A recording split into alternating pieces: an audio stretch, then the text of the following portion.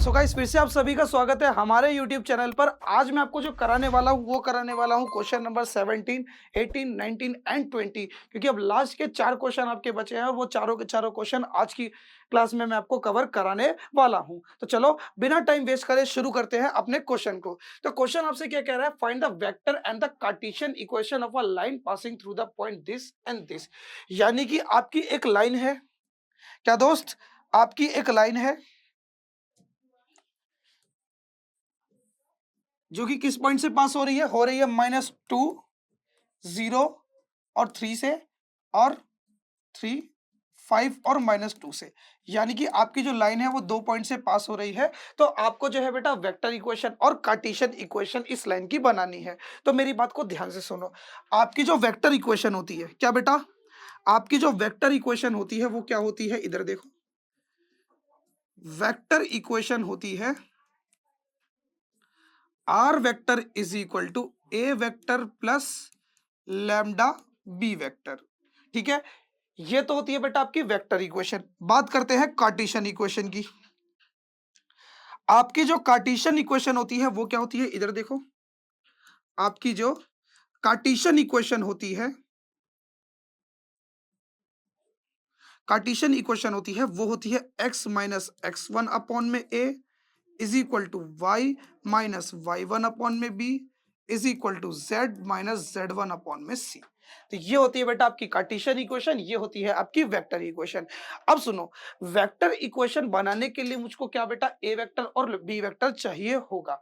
जब तक मुझको ए वेक्टर और बी वेक्टर नहीं पता होगा तब तक बेटा क्या है, मैं अपनी वेक्टर इक्वेशन भी नहीं बना सकता, कार्टेशियन इक्वेशन भी नहीं बना सकता। तो समझो समझो पहले, ये जो आप पहला वाला पॉइंट देख रहे हो ना, इस पहले वाले पॉइंट से बनेगी आपकी बेटा क्या, आपका बनेगा ए वेक्टर, और सेकंड वाले बेटा पॉइंट से क्या बनेगा आपका वी वेक्टर। आपको ये बात याद रखनी है, पहले वाले पॉइंट से बनेगा ए वेक्टर और दूसरे वाले पॉइंट से बनेगा वी वेक्टर। तो यानी कि जो मेरा ए वेक्टर है वो क्या हो जाएगा, एक्स वाले पॉइंट के साथ कौन आएगा, आई cap minus 2 i cap plus 0 j cap. Y को हम किससे कंपेयर करते हैं, जे, जे मतलब क्या आपका वाई, फिर जेड वाला पॉइंट क्या है 3, तो प्लस 3 के कैप। तो ये तो बन गया आपका ए वेक्टर। उसके बाद हम लोग बनाएंगे अपना बी वेक्टर। तो बी वेक्टर हमारा क्या बनेगा, 3 i cap plus 5 j cap minus 2 k cap. Clear हो गया भाई, ये चीज क्लियर हो गई। -2, 0, 3 और 3, 5, -2। ठीक है, तो आपको ए वेक्टर और बी वेक्टर मिल चुका है। बस अब क्या करना है, अपनी वेक्टर इक्वेशन को बना देना है। तो आपकी जो वेक्टर इक्वेशन बनेगी वो बनेगी r vector is equal to a vector. A vector क्या आपका -2 i cap plus 0 j cap plus 3 k cap plus lambda b vector. B vector क्या आपका 3 i cap plus 5 j cap minus 2 k cap. बन गई आपकी vector equation. अब हम जो है बनाएंगे बेटा क्या, कार्टेशियन इक्वेशन। क्या बनाएंगे, कार्टेशियन इक्वेशन। बात करते हैं कार्टेशियन इक्वेशन की। तो कार्टेशियन इक्वेशन में क्या, कार्टेशियन इक्वेशन क्या होती है आपकी, x minus x one upon में a, y minus y one upon में b, z minus z one upon में c। सुनो, ये आप जो देख रहे हो ना, ये x1 y1 z1 ऊपर वाले, ये ऊपर वाले जो है बेटा किसके कंपोनेंट है, ए वेक्टर के कंपोनेंट है। किसके हैं ये, ऊपर वाले जो है ए वेक्टर के कंपोनेंट है, और नीचे वाले जो आप ये देख रहे हो ये सब के सब बेटा क्या है, बी वेक्टर के कंपोनेंट है। किसके कंपोनेंट है, बी वेक्टर के कंपोनेंट है। तो बस यहाँ पे लिख दो x माइनस x1, यानी कि ए वेक्टर का पहला वाला क्या है -2 अपॉन में ए बोले तो बी वेक्टर का पहला वाला क्या है बेटा 3, a b c। ठीक है, लाइन से चलेंगे, is equal to y minus y one आपका क्या है, वाई वन आपका क्या है 0, यानी कि बेटा ए वेक्टर का y वाला पॉइंट 0 अपॉन में 5, सेकंड वाला बी आएगा ना, फिर बी कौन होगा बेटा आपका 5 is equal to z minus z1 upon में c कितना आपका -2। तो माइनस माइनस प्लस, तो x प्लस 2 अपॉन में 3 is equal to y upon में 5 is equal to z minus 3 upon में -2। z बेटा दोनों मिक्स लग रहे हैं, 2 2। तो ये लो, इस प्रकार से आपने जो है अपनी कार्टेशियन इक्वेशन को भी बना लिया। एक बार वेरीफाई कर लेते हैं, 3, 5 और -2 क्लियर, -2 आएगा। ठीक है, z -3, ठीक है, z -3। तो इस प्रकार से बेटा क्या है, ये क्वेश्चन हमारा पूरा होता है। अब चलते हैं अपने नेक्स्ट क्वेश्चन की तरफ। तो नेक्स्ट क्वेश्चन आपसे क्या कहता है, तो मेरी बात को ध्यान से सुनो। नेक्स्ट क्वेश्चन आपसे कहता है use the principle of mathematical induction prove that. आपको बेटा प्रिंसिपल ऑफ मैथमेटिकल इंडक्शन का यूज करते हुए यह प्रूव करना है कि ये पूरा का पूरा बेटा किसके बराबर है, इसके बराबर है। एक बात मेरी ध्यान रखना, प्रिंसिपल ऑफ मैथमेटिकल इंडक्शन से आपसे क्वेश्चन पूछता ही पूछता है। क्लियर है? इसलिए बेटा आपको जो है इस कॉन्सेप्ट को बहुत अच्छे से क्लियर रखना है कि मुझे क्वेश्चन को कैसे करना है, कैसे अप्रोच रख के मुझको फॉर्मूला बनाना है, इस बात को भी अपने दिमाग में रखना है। ठीक है, तो सबसे पहला स्टेप बेटा क्या होता है, पीएमआई से प्रूव करने का, प्रिंसिपल ऑफ मैथमेटिकल इंडक्शन से हम एलएचएस को आरएचएस के इक्वल दिखाने का सबसे पहला तरीका है, पहले आप चेक करोगे to check at n is equal to 1। सबसे पहले बेटा किस पे चेक करते हैं, n इज इक्वल टू 1 पे करते हैं, फिर n is equal to k पर करते हैं, फिर n is equal to k plus 1 पे करते हैं। क्लियर है? तो सबसे पहले बेटा मैं क्या करूंगा, जहां जहां पे मुझको n दिख रहा है बेटा क्या पुट कर दूंगा 1। इनको नहीं देखना, केवल एंड वाले को एंड वाले से कंपेयर करके देखना है। ठीक है, तो जहां जहां मुझको बेटा क्या दिख रहा है, जहां जहां पे मुझको क्या दिख रहा है,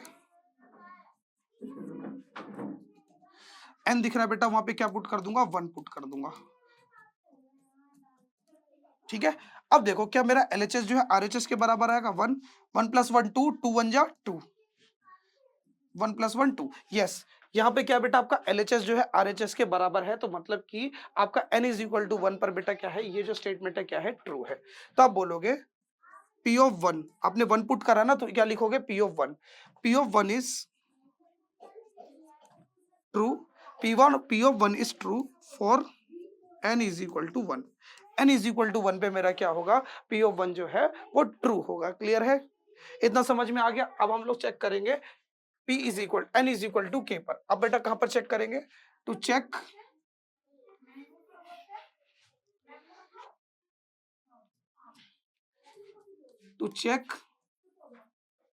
eight n is equal to k. अब क्या करेंगे, n इज इक्वल टू के से चेक करेंगे। मैंने क्या बताया था, n इज इक्वल टू के से हम लोग वैल्यू निकालते हैं, फिर k प्लस 1 को जब सॉल्व करते हैं तो उसमें क्या करते हैं, जो भी हमें k से रिजल्ट मिलता है उसको पुट कर देते हैं।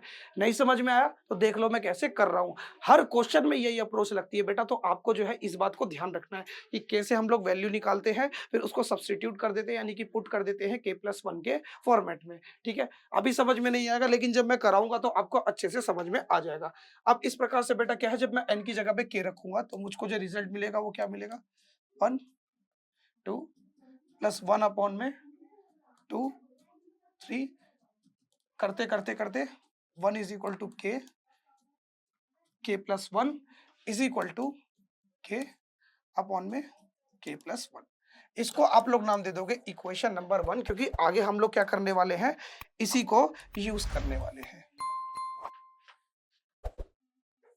इसको कर लिया हमने बक्से में लॉक, क्योंकि आगे जाके हम जो है बेटा इसी कॉन्सेप्ट को यूज करने वाले हैं। अब हम लोग चेक करेंगे बेटा इसी चीज को, to check at n is equal to k plus 1। अब k प्लस 1 पे चेक करेंगे, यानी कि अब बेटा n की जगह पे क्या रखेंगे, k प्लस 1 रखेंगे और देखेंगे हमारा LHS जो है RHS के बराबर आ रहा है कि नहीं। पहले 1 2 प्लस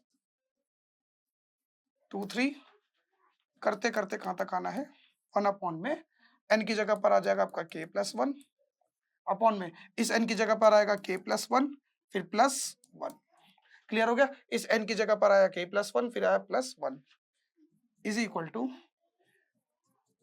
k प्लस 1 अपॉन में k प्लस 2। इतना क्लियर हो गया बेटा, इतना क्लियर हो गया, यानी कि ये पूरा जो है बेटा क्या बन गया आपका 1 2 प्लस 2 3 एंड करते करते कहां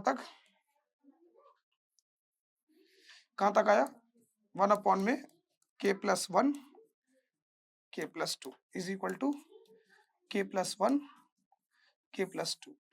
अब ध्यान से देखना बेटा, यहाँ अब मैं क्या करूँगा बेसिकली बेटा, अब जो है इनके बीच में क्या है बेटा, कोई भी रिज़ल्ट, कोई भी बेटा मैचिंग नहीं बन रही है, नहीं बन रही ना। अब आपको कोशिश क्या करनी है, अब आपको कोशिश क्या करनी है, कोशिश ये करनी है कि कहीं से भी करके इस जगह पर, कहीं से भी करके इस जगह पर जो है कुछ ऐसा पैटर्न आ जाए। फिर से मेरी बात को ध्यान से सुनो, कुछ भी करके इस जगह पर कुछ ऐसा पैटर्न आ जाए जिससे मैं क्या कर सकूँ, इस सिंगल वैल्यू को सब्स्टिट्यूट कर सकूँ। मतलब इतने बड़े को हटा के ये छोटी-सी वैल्यू सब्स्टिट्यूट कर सकूँ। तो मेरी बात को ध्यान से सुनो। यहाँ पर आपको जो है बेटा क्या पहचानना है, पैटर्न पहचानना है। क्या पहचानना है? पैटर्न पहचानना है कि पैटर्न किस तरीके का चल रहा है। अगर आप देखो तो पहला नंबर 1 है तो उससे फिर 1 नंबर ज़्यादा 2, 2 है तो 3, यानी कि बेटा हर एक नंबर में जैसे-जैसे बेटा आप अगले नंबर पे जंप कर रहे हो, जैसे बेटा क्या कर रहे हो आप अगले नंबर पे जंप कर रहे हो, तो बेटा क्या हो रहा है, आपका एक-एक नंबर बढ़ता जा रहा है। यानी कि अगर आप पीछे आओगे तो क्या देखोगे, 3 से 2 हो गया, फिर 2 1, 1 2, 2 3, यानी कि बेटा क्या है, आपका एक-एक नंबर क्या है, हर एक स्टेप में क्या होता जा रहा है, कम होता जा रहा है। तो यानी कि बेसिकली बेटा इससे पहले जो नंबर आया होगा, इससे पहले जो नंबर ये k+1 k+2 से जो पहले नंबर आया होगा वो क्या आया होगा? पहले देखो 1 2 आया, फिर ये वाला नंबर फिर रिपीट हुआ, फिर उससे अगला नंबर क्या हुआ, बढ़ गया, है ना? 1 2 आया, फिर ये 2 बेटा क्या है, अगले उसमें आया, फिर उसके बाद एक नंबर बढ़ गया। ये पैटर्न चल रहा है ना? 2 3 आया, इसी प्रकार से बेटा इससे पहले क्या आया होगा? इससे पहले आया होगा क्या? इससे पहले देखो ना, k+1 आया, फिर उससे एक नंबर ज्यादा आया, तो यहाँ पर आया होगा आपका k+1, है ना? यहाँ पर क्या आया होगा बेटा, पहले इससे पहले, इससे एक स्टेप पहले बेटा क्या आया होगा आपका k, फिर k+1, फिर दोबारा बेटा क्या हुआ, k+1 रिपीट हुआ, फिर उसमें 1 प्लस हुआ। देखो समझो, पहले 1 आया, 2 आया, फिर 2 के बाद क्या हुआ, फिर ये नंबर रिपीट कर गया, रिपीट करने के बाद 2 और 3, फिर 3 के बाद क्या होगा, फिर से 3 4, फिर 4 के बाद 4 5, ऐसे करके आया होगा। यानी कि बेटा देखो, अ, अगर 2 नंबरों में आप कंपेयर करोगे तो क्या होगा, लास्ट वाला और पहला वाला सेम है। लास्ट वाला पहला वाला सेम है, फिर उसमें 1 नंबर और ऐड हो जा रहा है। यही पैटर्न है ना? तो सेम चीज़ बेटा इससे पहले भी क्या आया होगा? लास्ट वाला और पहला वाला सेम आया होगा। लास्ट वाला और पहले वाला सेम आया होगा। फिर उसमें क्या है बेटा? उसमें फिर 1 नंबर प्लस हो गया होगा। तो बस यही चीज़ तो बेटा मैंने क्यों करी? ये चीज़ मैंने इसलिए करी जिससे मैं क्या कर सकूँ, सब्स्टिट्यूट कर सकूँ, यानी कि इससे एक नंबर मैंने पहले लिख लिया। क्यों? क्योंकि मुझे इस पूरे की वैल्यू रखनी थी, यानी कि मुझे k+1 चाहिए था। लेकिन यहाँ पे क्या था, k+1 और k+2 था, तो मैंने क्या करा, इससे एक नंबर पहले वाला नंबर ले लिया, तो वो क्या बनेगा, k+1। अब देखो इस पूरे की जगह पे मैं क्या लिख सकता हूँ, एक नंबर पहले ले लिया ना, जो मैंने पैटर्न समझाया उस पैटर्न को ध्यान से समझना, k+1। देखो यहाँ से लेके ये plus dot dot dot k+1 की जगह पे मैं क्या लिख सकता हूँ, k अपॉन में k+1, यानी कि इस पूरे की जगह पे मैं क्या लिख सकता हूँ, k अपॉन में k+1। तो इस पूरे की जगह पे क्या आ जाएगा, k अपॉन में k+1 प्लस 1 अपॉन में k+1 k+2 is equal to k+1 k+2। अब देखो यहाँ पर भी k+1 है, यहाँ पर भी k+1 है, तो मैं क्या करूंगा, k+1 को कॉमन ले लूंगा।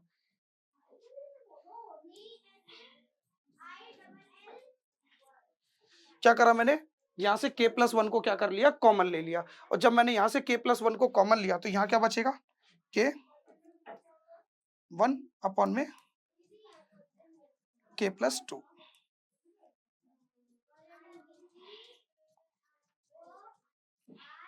क्लियर है? अब मेरी बात को ध्यान से सुनो, अब मैं क्या करूंगा, यहाँ पे क्रॉस मल्टीप्लाई कर लूंगा अंदर की तरफ, तो 1 अपॉन में k+1, k मल्टीप्लाई में k+1 प्लस 1 अपॉन में k+2। देखो ना क्रॉस मल्टीप्लाई हो गई, k की मल्टीप्लाई देखो, k की मल्टीप्लाई k+2 से हो गई, k+2 है, सॉरी यहाँ पर मैंने गलत लिख दिया, k multiply k+2 plus 1 upon में k+2। अब मेरी बात को ध्यान से देखो, मैंने किया क्या, पहले देखो इस k+2 की मल्टीप्लाई मैंने क्रॉस मल्टीप्लाई कर दी। क्यों? क्योंकि बेटा जब तक आपका नीचे वाला नंबर सेम नहीं होगा तब तक आप बेटा नंबर का एडिशन नहीं कर सकते, इसलिए मैंने क्या करा, क्रॉस मल्टीप्लीकेशन करके इनका डिनोमिनेटर सेम किया, यानी कि k+2 को बेटा क्या करा, यहाँ मल्टीप्लाई किया, 1 की मल्टीप्लाई यहाँ करी, है ना, क्रॉस मल्टीप्लाई, फिर नीचे इनकी आपस में करी, तो 1 की मल्टीप्लाई k+2 से करोगे तो क्या आएगा, k+2। चलो, अब इसको सॉल्व करना है, चलो इसको सॉल्व करते हैं। इसको सॉल्व करने से पहले बेटा थोड़ी जगह बना लेते हैं, ठीक है? इसको सॉल्व करने से पहले थोड़ी जगह बनाएंगे क्योंकि थोड़ी जगह ना कम पड़ गई है। आई होप आपको ये चीज तो समझ में आ गई होगी। चलो अब थोड़ी सी जगह बनाएंगे, इसमें भी थोड़ी जगह बनाएंगे।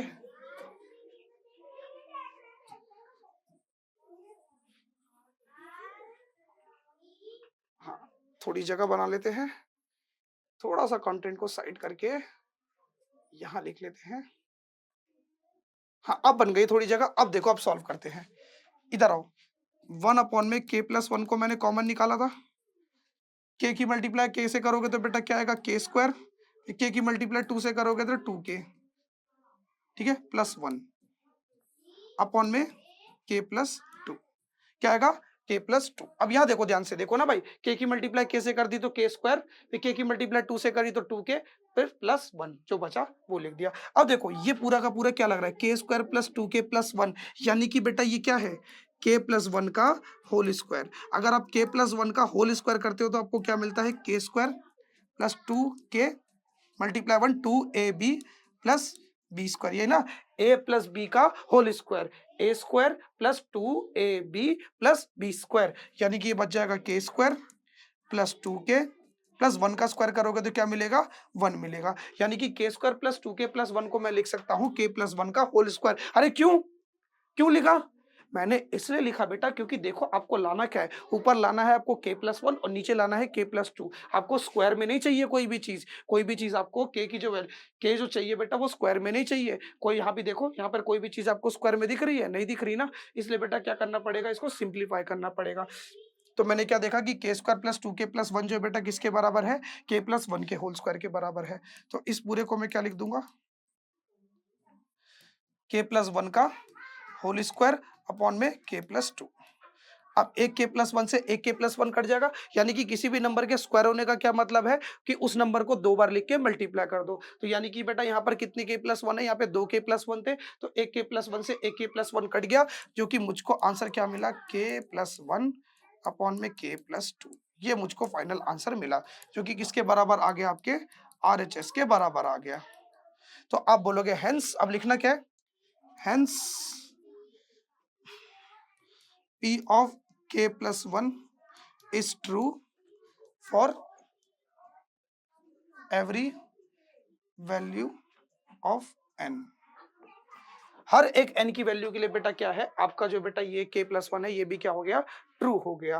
तो बस आपको ये चीज दिखानी थी, शो कर दिया, ठीक है बेटा, बस ये हो गया ना आपका LHS जो है RHS के बराबर आ गया। ये चीज तो आपको दिखानी थी कि हर एक वैल्यू के लिए ट्रू है, और वो हमने दिखा दिया। तो चलो अब चलेंगे अपने क्वेश्चन नंबर, ये कौन सा हो गया आपका, 17 हो गया, 18 हो गया, 19 पे चलेंगे अब। ओके, चलो देखते हैं अपने नेक्स्ट क्वेश्चन को। नेक्स्ट क्वेश्चन आपसे कहता है रिड्यूस द मैट्रिक्स ए, जो कि क्या है बेटा आपकी 5380111 इसको सबसे पहले बेटा कन्वर्ट करना है नॉर्मल फॉर्म में, और नॉर्मल फॉर्म में कन्वर्ट करने के बाद आपको इसकी क्या बतानी है, रैंक बतानी है।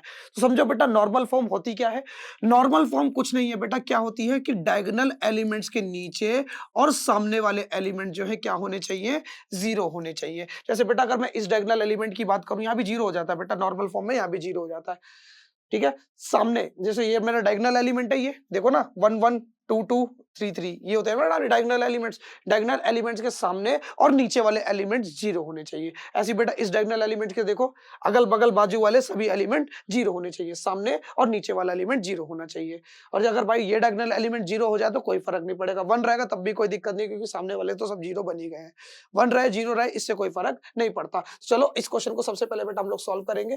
क्या बेटा हमारी मैट्रिक्स, यहाँ देखो ध्यान से, मेरी जो ए मैट्रिक्स है बेटा वो किसके बराबर है, 5 3 8 0 1 1 1 -1 0। अब क्या करोगे, सबसे पहले बेटा आप लोग क्या करोगे, सबसे पहले बेटा आपको क्या करना है, अपने डायगोनल एलिमेंट को 1 बनाना है। तो किसी भी चीज को 1 बनाने के बेटा 2 तरीके हैं, या तो आप क्या करो बेटा, उसी नंबर को उसी नंबर से डिवाइड कर दो, है ना। जैसे मुझे इस 5 को 1 बनाना, तो मैं क्या करूंगा, पूरी बेटा इस पूरी रो को बेटा क्या करूंगा, 5 से डिवाइड कर दूंगा। लेकिन अगर मैंने पूरी रो को 5 से डिवाइड किया तो ये तो 1 बन जाएगा, लेकिन ये 3/5 और ये 8/5, जो कि मुझे आगे क्या है, कैलकुलेशंस में दिक्कत देगी। तो मैं बेटा सेकंड स्टेप लगाऊंगा। सेकंड स्टेप क्या, मैं ऐसी रो ढूंढूंगा, सुनो, गिवन मैट्रिक्स में मैं ऐसी रो ढूंढूंगा जहां पर बेटा क्या है, मेरा फर्स्ट एलिमेंट जो है 1 हो, उसको क्या करूंगा, उससे इंटरचेंज कर दूंगा, ठीक है। तो देखो क्या आपको कोई ऐसी रो दिख रही है जहां पर बेटा आपका फर्स्ट एलिमेंट जो है 1 हो, हाँ, बिल्कुल है, आपकी रो नंबर 3। अगर आप रो नंबर 3 को ध्यान से देखोगे तो यहाँ पे जो आपका देखो आपका जो फर्स्ट एलिमेंट है बेटा वो क्या है 1 है। तो मैं क्या करूंगा अपनी रो नंबर 1 और रो नंबर 2 को क्या कर दूंगा इंटरचेंज कर दूंगा। क्या कर दूंगा बेटा इंटरचेंज कर दूंगा। इंटरचेंज करने के लिए बेटा मैं रो कॉलम ऑपरेशन लगाऊंगा। इंटरचेंज करने के लिए मैं क्या लगाऊंगा रो कॉलम ऑपरेशन। तो पहले बेटा मैंने ऑपरेशन लगाया कि मैंने रो 1 को इंटरचेंज कर दिया बेटा किससे रो 3 से। जब मैं इसको इंटरचेंज करूंगा तो बेसिकली मुझको क्या मिलेगा कुछ ये मिलेगा 5 3 8 ओ सॉरी ये नहीं इंटरचेंज हो गया ना। तो रो 3 की जगह पे रो 1 आ जाएगा और रो 1 की जगह पे रो 3 आ जाएगा। यानी कि बेटा दोनों के बीच में इंटरचेंज हो गई। बाकी जो मेरा रो 2 है बेटा वो ऐसे का ऐसा रहेगा। अब मेरी बात को ध्यान से सुनो। देखो बेटा यहाँ देखो अब आपका देखो डायगोनल एलिमेंट 1 बन चुका है। अब इस 1 की मदद से क्या करोगे इसके नीचे और सामने वाले एलिमेंट्स को क्या बनाओगे 0 बनाओगे। समझ में आया। इसके सामने और नीचे वाले एलिमेंट्स को क्या बनाओगे 0 बनाओगे। तो देखो इसके नीचे वाला सेकंड एलिमेंट तो 0 है। इस क्या बनाना है इस थर्ड वाले एलिमेंट को 0 बनाना है। किसको बनाना है इस थर्ड वाले एलिमेंट को 0 बनाना है। तो मैं देखूंगा कि थर्ड एलिमेंट बेटा आ कहाँ रहा है। ये आ रहा है बेटा आपकी रो 3 में। ये जो थर्ड एलिमेंट है 5 जिसको मुझे 0 बनाना है ये किस में आ रहा है आपका रो 3 में आ रहा है। तो मैं किस में ऑपरेशन लगाऊंगा मैं ऑपरेशन लगाऊंगा अपने रो 3 में। तो रो 3 में बेटा एक ऑपरेशन लगाऊंगा। जिस रो में ऑपरेशन लगाना है उसको पहले लिख देते हैं।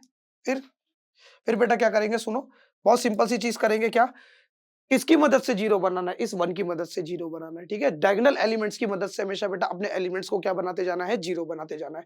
डायगोनल एलिमेंट को 1 बनाया फिर इसी डायगोनल एलिमेंट की मदद से बेटा आप लोग क्या करोगे सभी एलिमेंट्स को 0 बनाओगे। तो देखो ये 1 बन गया। अब इस 1 की मदद से मैं क्या करूंगा इसको 0 बनाऊंगा। तो मुझे किसकी मदद से 0 बनाना है इस 1 की मदद से बनाना है। और ये 1 बेटा कहाँ आ रहा है आपका रो 1 में आ रहा है। क्या लिखेंगे रो 1 और बनाना किसको है 0 बनाना मुझे 5 को 0 है। तो नेगेटिव साइन वाले से मल्टीप्लाई कर देंगे। सुनो फिर से बेटा मैंने क्या किया किसकी मदद से बनाना 0 वो बेटा किस रो में है उसको लिखना है। लिखने के बाद बनाना किसको 0 5 को बनाना है तो बेटा -5 से इसकी मल्टीप्लाई कर देंगे। चलो अब रो 3 में अपना ऑपरेशन लगा देते हैं। जब मैं रो 3 में ऑपरेशन लगाऊंगा तो मुझको बेटा क्या मिलेगा सुनो मेरा रो 1 और रो 2 के एलिमेंट्स तो बेटा एज इट इज रहेंगे जैसे के जैसे वैसे के वैसे रहेंगे 0 1 1। सारा का सारा चेंज बेटा किस में आएगा आपकी रो 3 में आएगा। रो 3 में क्या करना है रो 3 का देखो रो 3 का फर्स्ट एलिमेंट क्या है 5 माइनस 5 R1। पर रो 3 का फर्स्ट एलिमेंट लिया तो रो 1 का भी फर्स्ट एलिमेंट लोगे तो 1 5 में से 5 गया 0। अब ऐसे यहाँ रो 3 का थर्ड एलिमेंट 3 माइनस 5 R1 कितना आपका -1। R1 का चेको इसका सेकंड एलिमेंट लिया तो R1 का भी सेकंड एलिमेंट लोगे ये वाला वो क्या है बेटा आपका -1 है। तो माइनस माइनस प्लस क्या बन जाएगा आपका 8 है ना। माइनस माइनस प्लस 5 + 3 8 ऐसी बेटा ये 8 रो 3 का थर्ड एलिमेंट लिया R3 -5 R1 बेटा यानी कि रो 3 का भी थर्ड एलिमेंट रो 3 का थर्ड एलिमेंट क्या 0 यानी कि क्या बचेगा आपका 8 बचेगा। यानी कि बेटा बेसिकली अब जो आपको बेटा मैट्रिक्स मिल गई वो क्या मिल गई ये मिल गई 1 -1 0 0 1 1 0 8 8। अब देखो बेटा इसके नीचे वाले एलिमेंट्स तो 0 बन गए। अब किसको बनाऊंगा सामने वाले एलिमेंट्स को 0 बनाऊंगा। किसको बनाऊंगा बेटा सामने वाले एलिमेंट्स को 0 बनाऊंगा। यानी कि क्या करूंगा कॉलम 1 की मदद से कॉलम 2 वाले एलिमेंट को 0 बनाऊंगा। ऐसे चलोगे तो रो और ऐसे चलोगे तो कॉलम। यानी कि बेटा मैं क्या करूंगा इस 1 ये 1 बेटा कहां पर आ रहा है मेरा कॉलम नंबर 1 में। तो इस कॉलम नंबर 1 वाले एलिमेंट की मदद से मैं क्या करूंगा इस कॉलम 2 के एलिमेंट को 0 बनाऊंगा। तो सुनो क्या करूंगा सुनो अब यहां देखो डायरेक्ट देखो यहां भी क्या करूंगा बेटा किसको 0 बनाना है इस कॉलम 2 के एलिमेंट को। ये कॉलम 3 है। कॉलम 2 के एलिमेंट को 0 बनाना है तो ऑपरेशन किस में लगाऊंगा कॉलम 2 में है ना भाई। कॉलम 2 के एलिमेंट को 0 बनाना है तो ऑपरेशन किस में लगाऊंगा कॉलम 2 में। जिसमें ऑपरेशन लगा रहे हो उसको एज इट इज लिख दो। उसके बाद बेटा क्या लिखते हो जिसकी मदद से 0 बना रहे हो। किसकी मदद से 0 बना रहे हो इस 1 की मदद से। ये 1 कहां पर आ रहा है आपका कॉलम नंबर 1 में। और बेटा जब बनाना किसको 0 है -1 को 0 बनाना है तो अपोजिट साइड वाले से मल्टीप्लाई कर दो है ना बेटा। बनाना किसको 0 है फिर बेटा क्या देखते हैं बनाना किसको 0 है। बनाना में किसे -1 को 0 बनाना है तो अपोजिट साइड वाले से मल्टीप्लाई कर दिया। अब बेटा यहाँ पे रुक दो जो आपका आंसर आएगा जो बेटा अब देखो जो चेंज आएगा बेटा वो किसमें आएगा आपकी कॉलम 2 में आएगा। कॉलम 1 और कॉलम 3 आपकी बेटा एज इट इज रहेगी। जो सारे के सारे चेंज आएंगे बेटा वो किसमें आएंगे आपकी कॉलम 2 में आएंगे। तो देखो column 2 plus column 1 plus minus -0 column 2 plus column 1 1 रहेगा बेटा। कॉलम 2 प्लस कॉलम 1 यानी कि 8 ये 8 का 8 रहेगा। देखो ना भाई कोई चेंज नहीं आएगा 0 ही है ना। कॉलम 1 और कॉलम 2 के एलिमेंट को प्लस करोगे 1 को 1 का मतलब क्या बेटा कुछ नहीं C1 C2 प्लस C1 करोगे बेटा तो वही आएगा आपकी कॉलम 2 में वही एलिमेंट आ जाएंगे 1 और 8। क्लियर है। अब देखो बेटा अब यहाँ क्या करना है आपको अब देखो इसके, देखो सामने वाले इस वन के बेटा देखो सामने वाले और नीचे वाले एलिमेंट जीरो बन गए, इस वन के सामने वाले और नीचे वाले एलिमेंट जीरो बन गए। मेरा मतलब कि यहाँ पर जो है मोस्ट इंपॉर्टेंट काम जो है खत्म हो गया है। अब मैं क्या करूंगा, अपने सेकंड डायगोनल एलिमेंट को पकड़ूंगा। किसे पकड़ूंगा बेटा, अपने सेकंड डायगोनल एलिमेंट को पकड़ूंगा। अब इस सेकंड डायगोनल एलिमेंट के सामने और नीचे वाले एलिमेंट को जीरो बनाऊंगा। फिर से इस सेकंड, ये जो आप डायगोनल एलिमेंट देख रहे हो वन, सेकंड वाला डायगोनल एलिमेंट, इसके सामने और नीचे वाले एलिमेंट को क्या करूंगा, जीरो बनाऊंगा। देखो ये तो पहले से वन बन चुका है, तो इसे वन बनाने की जरूरत है नहीं, है ना। पहले डायगोनल एलिमेंट को हमेशा वन बनाना है। तो अगर पेन पहले से बनाओ तो बेटा कुछ नहीं करना। अगर मान लो 5 वगैरह कुछ होता तो मुझको डिवाइड करना पड़ता, लेकिन यहाँ पे कुछ ऐसा आपको करना नहीं है। क्लियर। अब देखो क्या करोगे, ये वन है, अब इस वन की मदद से क्या करोगे, इस 8 को जीरो बनाओगे। तो ये बेटा वन कहां पर आ रहा है आपका, रो 2 में आ रहा है, और ये 8 जिसको जीरो बनाना है ये किस में आ रहा है आपका, रो 3 में आ रहा है। तो 8 को जीरो बनाना तो बेटा ऑपरेशन किस में लगाओगे, रो 3 में। ऑपरेशन किस में लगाओगे बेटा, रो 3 में ऑपरेशन लगाओगे। ओके, अब रो 3 में क्या ऑपरेशन लगाओगे, रो 3 में लगा रहे हो तो रो 3 को पहले लिखोगे, उसके बाद किसकी मदद से जीरो बना रहे हो, किसकी मदद से जीरो बना रहे हो, इस रो 2 के एलिमेंट के, इस रो 2 की मदद से जीरो बना रहे हो। तो बेटा क्या लिख दोगे, रो 2। क्या लिखोगे, रो 2, यानी कि रो 2 की मदद से जीरो बना रहे हो तो रो 2 लिखोगे। और बनाना किसको जीरो है, 8 को बनाना है, तो अपोजिट वाले से मल्टीप्लाई कर दोगे। फिर से बेटा देखो, बनाना किसको जीरो है, इस 8 को जीरो बनाना है, तो अपोजिट, अपोजिट साइड वाला प्लस का 8 है तो -8 से मल्टीप्लाई कर देंगे रो 2 में। चलो बेटा अब देखते क्या बनेगी।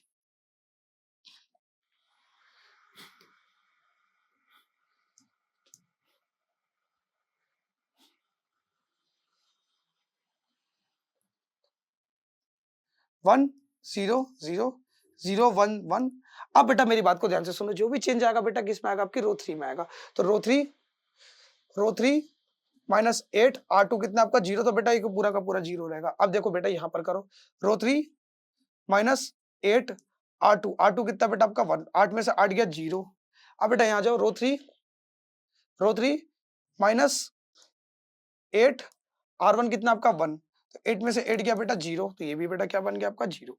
क्लियर है बेटा, देखो ना ये चीज होगी ना, रो 3, देखो इधर देखो, रो 3 का थर्ड एलिमेंट लिया भाई, देखो ना रो 3 का थर्ड एलिमेंट लिया, -8 R2 मतलब कि रो 2 का थर्ड एलिमेंट, तो रो 2 का थर्ड एलिमेंट क्या है बेटा 1, तो 8 में से 8 गया जीरो। अब बेटा देखो ये चीज बन गई। अब बेटा क्या करोगे, देखो इसके नीचे वाला एलिमेंट तो जीरो बन गया, नीचे वाला एलिमेंट तो जीरो बन गया। अब किसको जीरो बनाओगे, इसके सामने वाले को जीरो बनाओगे। और सामने वाला एलिमेंट यू से यू जाओगे तो बेटा क्या लगाना पड़ेगा आपको, कॉलम ऑपरेशन लगाना पड़ेगा। यानी कि कॉलम 2 की मदद से बेटा क्या करना है, कॉलम 3 को जीरो बनाना है।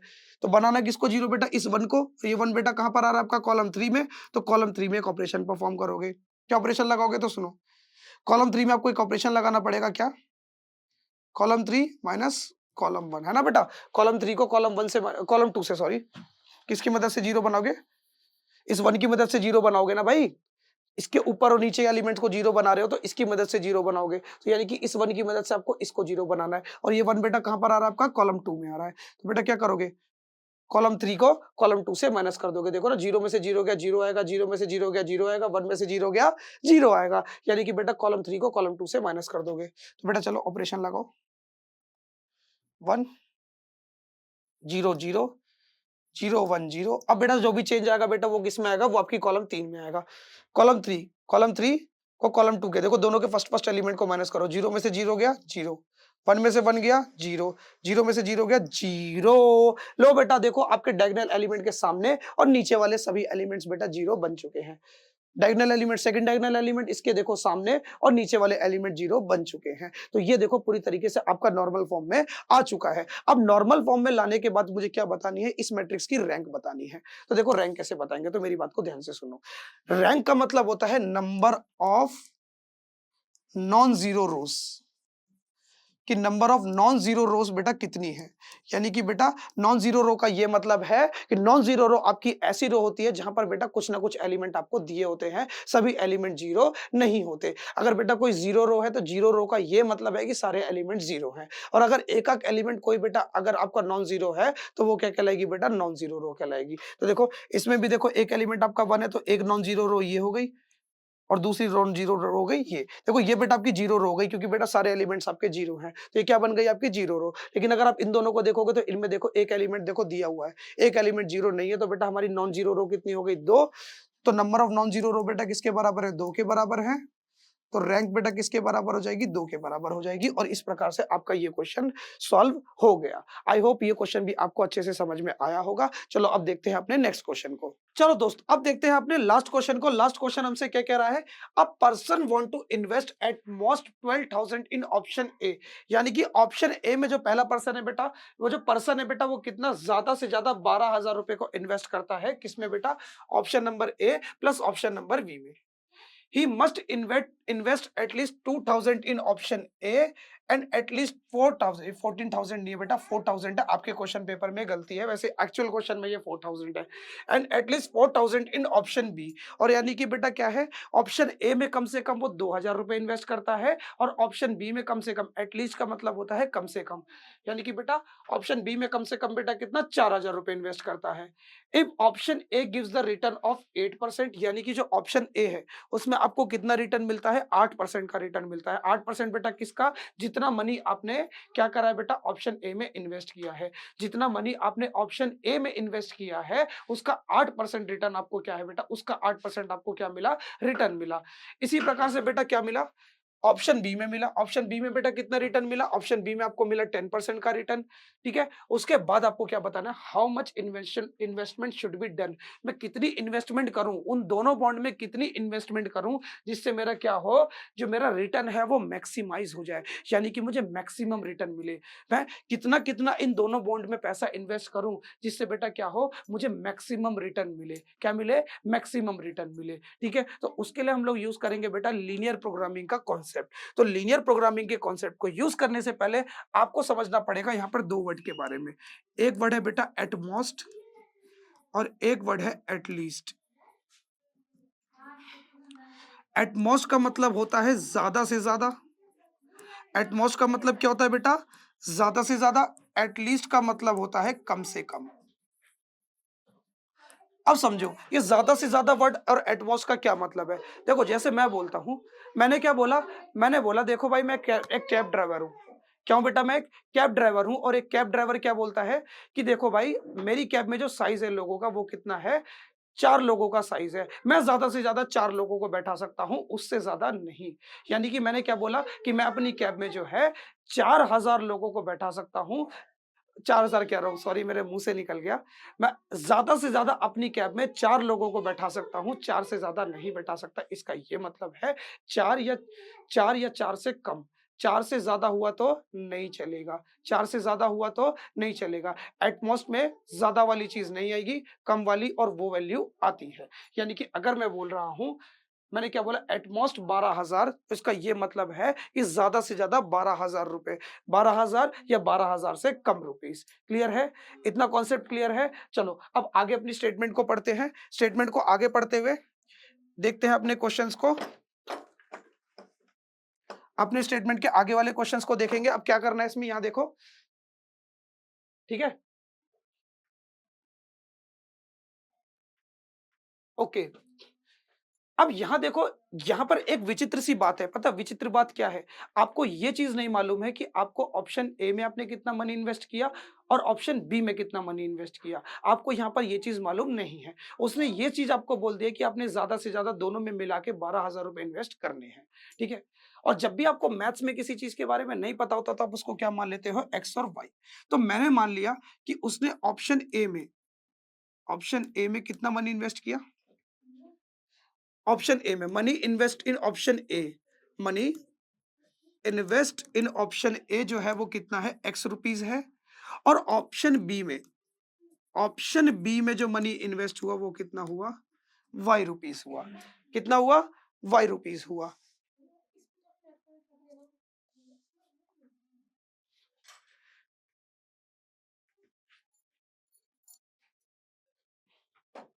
ठीक है, अब यहां तक आपको समझ में आ गया कि भाई मैंने क्या करा? इनको एक्स और वाई मान लिया क्योंकि मुझे इनके बारे में मालूम नहीं था। अब देखो यहां देखो, दोनों बॉन्ड में बेटा ज्यादा से ज्यादा कितना पैसा होना चाहिए? दोनों बॉन्ड का पैसा मिला के ज्यादा से ज्यादा कितना होना चाहिए? 12,000।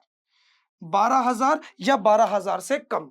एटमॉस का मतलब क्या है, ज्यादा से ज्यादा 12,000, 12,000 से ज्यादा नहीं होना चाहिए। इसलिए बेटा क्या हुआ, 12,000 होगा या 12,000 से कम होगा। तो पहली इक्वेशन आपकी बनके तैयार हो चुकी है। उसके बाद क्या कहता है कि उसने क्या करा है, he must invest at least 2,000 in option a, यानी कि ऑप्शन ए में कम से कम उसने बेटा कितना इन्वेस्ट करना है, 2,000। और कम से कम का मतलब क्या है, 2,000 या 2,000 से ज्यादा। फिर से बेटा, कम से कम 2,000, एटलीस्ट 2,000 का मतलब क्या है, कम से कम 2,000। कम से कम 2,000 का ये मतलब है 2,000 या 2,000 से ज्यादा। यानी कि जो बेटा वो अपने ऑप्शन ए में मनी इन्वेस्ट करेगा वो कितनी होगी, या तो 2,000 के बराबर होगी या 2,000 से ज्यादा होगी। तो दूसरी क्वेश्चन मेरी ये बन गई है। ठीक है, अब and at least 4,000 rupees in option b, यानी कि ऑप्शन बी में भी बेटा कम से कम उसे कितना इन्वेस्ट करना है, 4,000। 4,000, 4,000 के बराबर या 4,000 से ज्यादा, 4,000 से ज्यादा, यानी कि जो मनी इन्वेस्ट करी है वो क्या होगी, 4,000 से ज्यादा होगी। इसलिए बेटा उसके आगे क्या है, मुंह खुला है। चलो अब इनकी इक्वेशंस को बनाते हैं। जब हम इक्वेशंस को बनाते हैं तो इक्वेशन को बनाने के लिए हमें क्या करना पड़ता है, पहले ये देख लो। हाँ, एक चीज और बेटा, अपनी ऑप्टिमल इक्वेशन को देख लो जिसको आपको मैक्सिमाइज करना है। मैक्सिमाइज किसको करना है, आपको रिटर्न को मैक्सिमाइज करना है। किसको मैक्सिमाइज करना है, आपको रिटर्न को। तो आपको रिटर्न कितना कितना मिला, रिटर्न कितना कितना मिला, आपको जो रिटर्न मिला जिसको मैक्सिमाइज करना है, किसको करना है, रिटर्न को। तो चलो रिटर्न की इक्वेशन बनाते हैं। तो 8% रिटर्न आपको कहां से मिला है, ऑप्शन नंबर, हाँ 8% रिटर्न बेटा कहां से मिला है, ऑप्शन ए से मिला है 8%। 8% किसका, जितना आपने ऑप्शन ए में इन्वेस्ट किया है, जितना आपने ऑप्शन ए में कितना इन्वेस्ट किया, एक्स रुपीज, एक्स का 8% बेटा आपको क्या मिलेगा, रिटर्न, प्लस 10% मिलेगा बेटा वाई का। यानी कि ऑप्शन बी में जितना मनी आपने इन्वेस्ट किया है उसका 10%। ठीक है, किसका 10% रिटर्न मिला है आपको, जितना आपने ऑप्शन बी में मनी इन्वेस्ट किया है। ठीक है, तो ये बन गई आपकी ऑप्टिमल इक्वेशन, यानी कि जिसको हमें मैक्सिमाइज करना है। जब भी बेटा हम परसेंटेज का साइन हटाते हैं तो बेटा क्या आता है, नीचे 100 आता है। जब भी हम परसेंटेज का साइन हटाते हैं तो नीचे क्या आता है, 100 आता है। एक जीरो से एक जीरो कट जाएगा, यानी कि आपकी जो इक्वेशन है वो क्या आएगी, 8/100 एक्स प्लस 1/10 वाई। क्लियर है। इसी को हमको क्या करना है, मैक्सिमाइज करना है, एक्स और वाई की वैल्यू निकाल के। लेकिन उससे पहले हम लोग क्या करेंगे, इन तीनों, ये जो तीनों इक्वेशन मुझको दी है, ये जो तीनों मुझे इनइक्वालिटी दी है, इनको ग्राफ पे प्लॉट करना पड़ेगा। ग्राफ पे प्लॉट करने के लिए आपको क्या करना है, सबसे पहले इनइक्वालिटी के साइन को भूल जाओ। क्या करना है बेटा, इनइक्वालिटी के साइन को भूल जाना है। 12,000 है।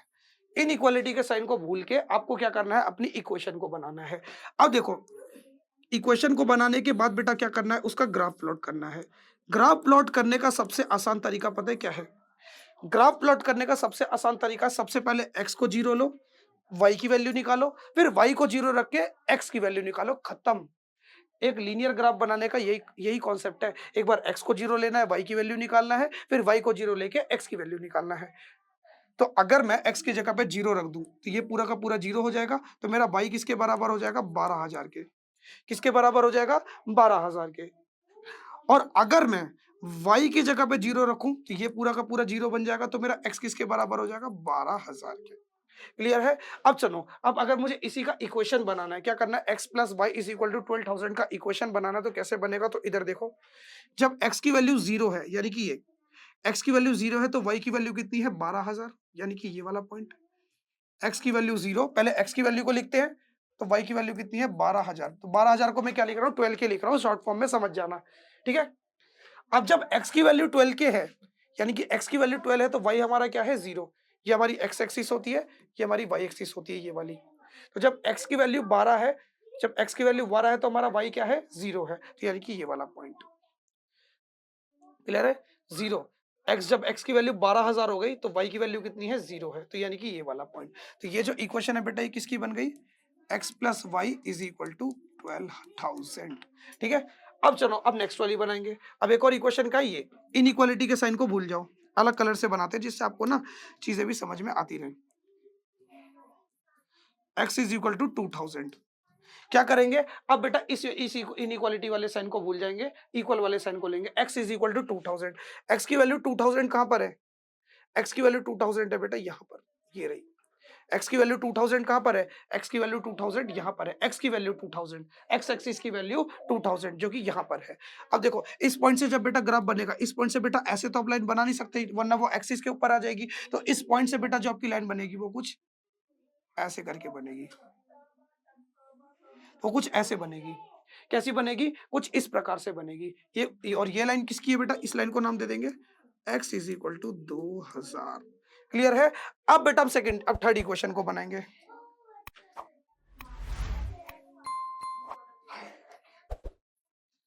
y इज इक्वल टू 4000 किसकी बनाएंगे, y इज इक्वल टू 4000 की। ठीक है, y की वैल्यू 4000। अब y की वैल्यू 4000 का है, y एक्सिस कौन सी है बेटा, ये वाली, और y की वैल्यू 4000 कहां दिख रही है, इस पॉइंट पे दिख रही है। तब क्या करेंगे हम, इस पॉइंट से इक्वेशन बनाएंगे, इस पॉइंट से बेटा हम क्या करेंगे, अब लाइन को ड्रॉ करेंगे। ऐसे तो लाइन खींच नहीं सकते वरना वो एक्सिस के ऊपर आ जाएगी, तो यानी कि बेटा y इज इक्वल टू जो 4000 है वो कैसे पास होगा, कुछ इस प्रकार से पास होगा, यानी कि y इज इक्वल टू 4000। ठीक है, अब इस प्रकार से क्या है, आपकी जो इक्वेशन है बेटा दोनों वो बनके तैयार हो चुकी है। दोनों इक्वेशन बनके हो चुकी, तीनों इक्वेशन बेटा जो है बेटा आपके ग्राफ पे प्लॉट हो चुकी है। अब इनको प्लॉट करने के बाद अब हम इनका क्या बनाएंगे, इनका शेडेड रीजन बनाएंगे। क्या बनाएंगे बेटा, शेडेड रीजन बनाएंगे। उसके बाद बेटा हम क्या देखेंगे, तीनों का कॉमन एरिया देखेंगे, कॉमन जो कहाँ पे कॉमन शेडेड एरिया होगा वो देखेंगे। तो देखो एक बात आपको ध्यान देनी है, अगर आपका फंक्शन है लेस देन, क्या है, अगर आपका फंक्शन लेस देन है तो ओरिजिन की तरफ बनाना है, टुवर्ड दी ओरिजिन बनाना है।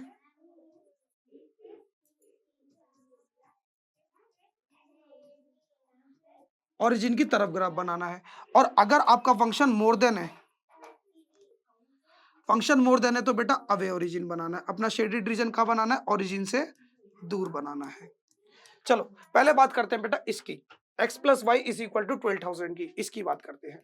इसकी इक्वेशन को ध्यान से देखो तो बेटा क्या है, x plus y is less than, कम है। x प्लस वाई जो है बेटा क्या है, कम है, किससे, 12,000 से, तो यानी कि लेस देन है, क्योंकि इसके आगे वो बंद है। लेस देन है तो बेटा इसका जो ग्राफ है बेटा वो किस तरफ बनेगा, वो बनेगा आपके ओरिजिन की तरफ। लेस देन है ना, तो लेस देन है तो बेटा क्या, लेस देन है तो बेटा क्या बनेगा, ओरिजिन की तरफ। टुवर्ड मतलब क्या होता है, ओरिजिन की तरफ, यानी कि ये पोर्शन बनेगा। ठीक है, अब आ जाओ यहाँ पर, अब आ जाओ यहाँ पर। अब दूसरी क्वेश्चन क्या आपकी, ये x इज इक्वल टू 2000 है ना, ये x इज इक्वल टू 2000 वाली। अब देखो x क्या है, मोर देन है, क्योंकि x के आगे क्या है, मुंह खुला है, बड़ा है x का है बेटा बड़ा है। x अगर बड़ा है तो मतलब क्या, वो मोर देन है, और अगर मोर देन है तो बेटा इसका जो ग्राफ है वो कहाँ बनेगा, इसका shaded region away the origin, यानी कि इसका जो बेटा ग्राफ बनेगा वो क्या बनेगा, ओरिजिन से दूर, ओरिजिन से दूर, है ना, ओरिजिन यहाँ है ना तो ओरिजिन से दूर भागेगा।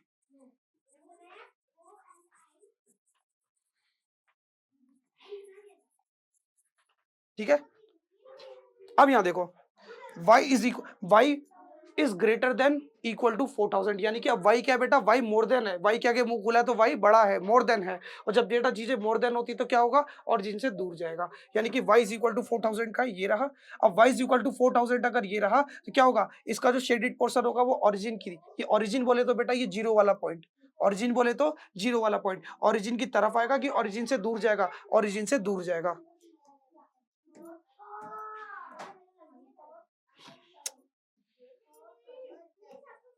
ओरिजिन से दूर जाएगा, यानी कि ये पोर्शन। अब देखो बेटा जहां पर आपको ब्लू, ऑरेंज और ब्लू कह रहा हूं, आपको येलो, ऑरेंज और पिंक जहां पर आपको कॉमन दिख रहे हैं वो कौन सा है बेटा, ये वाला पोर्शन है, जहां पर बेटा क्या है, ये तीनों के तीनों आ रहे हैं।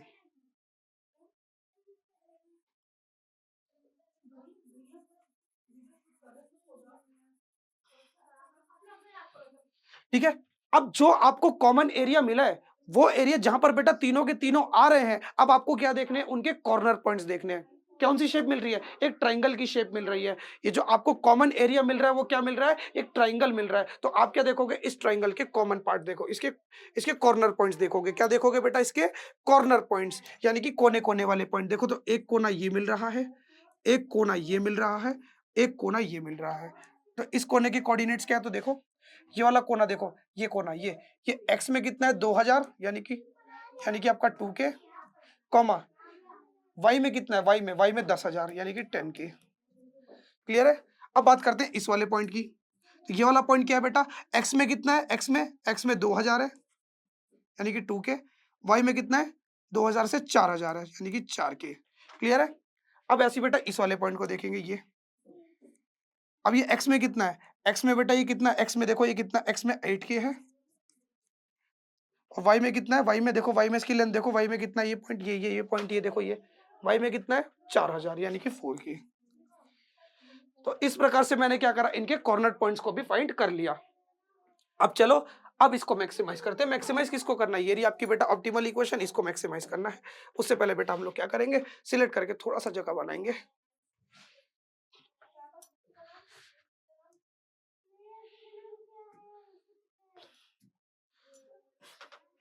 देखो 3 ऑप्शन है यहां पर आपके सामने 3 ऑप्शन है। पहला बेटा क्या है,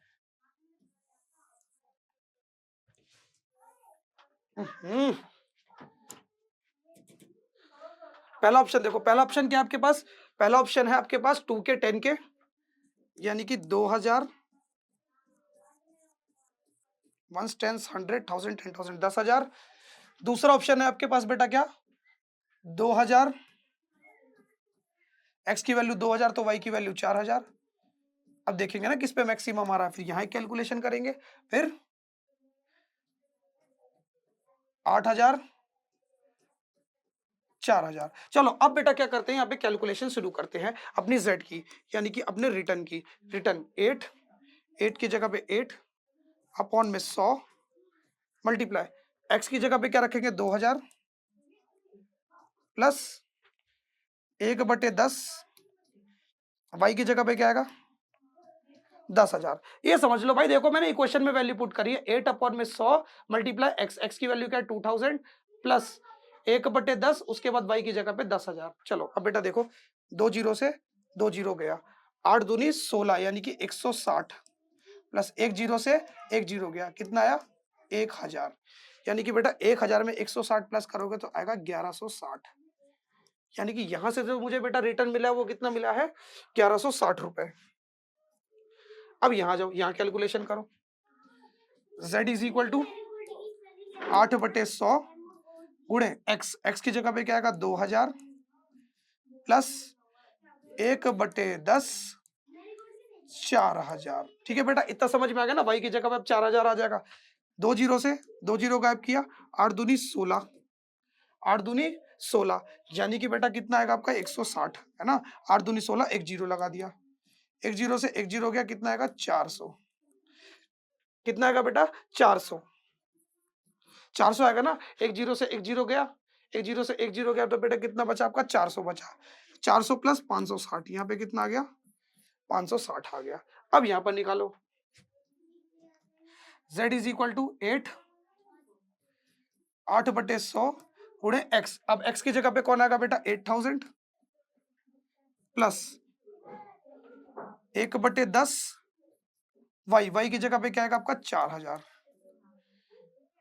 जीरो से 2 जीरो से 2 जीरो गया, कितना 80, 8 8 64, यानी कि 8 8 64 ना, 8 8 64 और 1 जीरो लगा देंगे 640 प्लस 1 जीरो से 1 जीरो गया 400, यानी कि 6 4 1040 आ जाएगा। ये ऐड करोगे कितना आ जाएगा 1040, है ना। 6 4 10 1000 1040। अब देखो बेटा, आपको जो है मैक्सिमम रिटर्न कहां पर मिल रहा है, मैक्सिमम रिटर्न वाली वैल्यू क्या है, वो है आपकी 1160 रुपए। मैक्सिमम रिटर्न आपको क्या मिल रहा है बेटा, इस पॉइंट पे मिल रहा है जब x की वैल्यू 2000 है। जब बेटा x वाले ऑप्शन ए में बेटा कितना इन्वेस्ट करोगे 2000 और ऑप्शन वाई में कितना इन्वेस्ट करोगे 10,000, तब जाके बेटा आपको जो है क्या मिलेगा, मैक्सिमम रिटर्न मिलेगा। कितना बेटा 1160 रुपए। कितना मिलेगा 1160 रुपए। तो यानी कि बेटा कितना इन्वेस्ट करना होगा, यहाँ से जो x की वैल्यू है मैक्सिमम के लिए, यहाँ से मैक्सिमम के लिए बेटा क्या है, आपको जो है x में कितना इन्वेस्ट करना पड़ेगा, x में करना पड़ेगा 2000 रुपीज, यानी कि ऑप्शन ए में 2000, और वाई में कितना करना पड़ेगा 10,000 रुपए। कितना इन्वेस्ट करना पड़ेगा 10,000 रुपए। तो आप लोग लिख लोगे, स्टेटमेंट क्या लिखनी है चाहे बेटा सुन के लिख लो, a person should be invest 2000 rupees, 2000 in option number A, है ना। एक्स में कितना इन्वेस्ट किया था ऑप्शन ए में, कितना x रुपीज किया था बेटा ऑप्शन ए में, तो ऑप्शन ए में उसको 2000 रुपीज वो करने इन्वेस्ट करने हैं, और ऑप्शन नंबर बी में कितने करने हैं 10,000 करने हैं। तो इस प्रकार से आपका जो ये क्वेश्चन है, ये जो डिफिकल्ट सा क्वेश्चन है, ये खत्म होता है। ये डिफिकल्ट नहीं था, बहुत ईज़ी था। अगर आप इसको स्टेटमेंट के हिसाब से बेटा पढ़ के करोगे तो बहुत ईज़ी था। ओके? तो इसी के साथ मैं आपसे अलविदा लेता हूँ। मिलते हैं नेक्स्ट वीडियो में, जहाँ पर फिर से मैं आपको बताने वाला हूँ क्या? क्या बताने वाला हूँ? मोस्ट रिपीटेड क्वेश्चंस मैं आपको कराने वाला हूँ, जो एग्ज़ाम में सबसे ज़्यादा बार रिपीट हुए हैं, जिनके आने के चांसेस सबसे ज़्यादा हैं। तो वो क्वेश्चन मैं नेक्स्ट वीडियो में आपको कवर कराने वाला हूँ। और एक खुशी की बात ये है कि हमने 2022 के पेपर के सभी क्वेश्चंस को ऑलमोस्ट खत्म कर दिया है।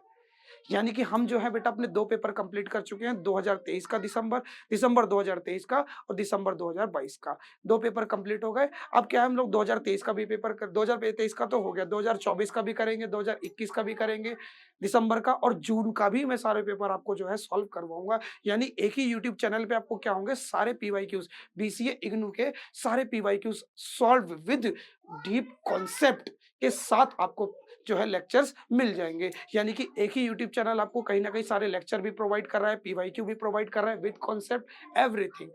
तो उसके लिए आपको करना क्या है? आपको हमारी फैमिली का हिस्सा बनना है। और आप हमारी फैमिली का हिस्सा कब बन सकते हैं? जब आप हमारे चैनल को सब्सक्राइब करेंगे, वीडियो को लाइक करेंगे और अपने दोस्तों के साथ शेयर करेंगे। तब तक के लिए बाय, मिलते हैं next video. Spent all my life holding all of it closely. I played it innocent, a feel of discontent. I'm finally facing it all, fearless.